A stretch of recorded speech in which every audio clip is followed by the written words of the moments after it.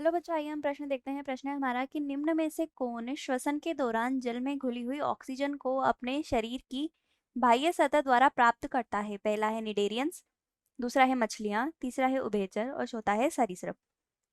सबसे पहले हमारी मुख्य अवधारणा देख लेते हैं।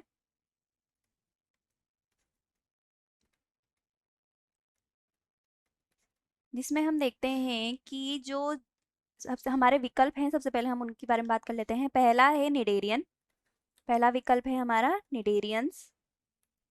तो निडेरियंस में क्या होता है? निडेरियंस समुद्री जीव हैं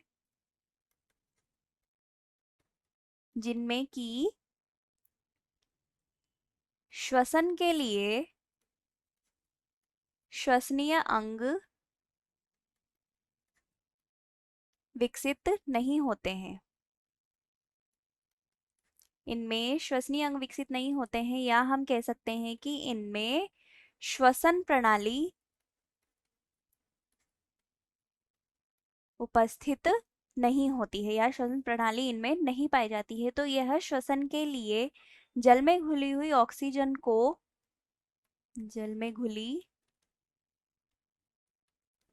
ऑक्सीजन को सतह द्वारा, यानी अपने शरीर की सतह द्वारा ग्रहण करते हैं और कार्बन डाइऑक्साइड का निष्कासन करते हैं।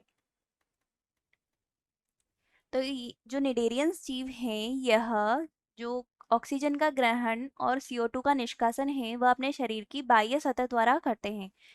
दूसरा विकल्प दिया गया है मछलियां। तो मछलियों में श्वसन प्रणाली पाई जाती है और इसके लिए इनमें गिल्स या गलफड़े उपस्थित होते हैं। तीसरा विकल्प है उभयचर और चौथा है सरीसृप।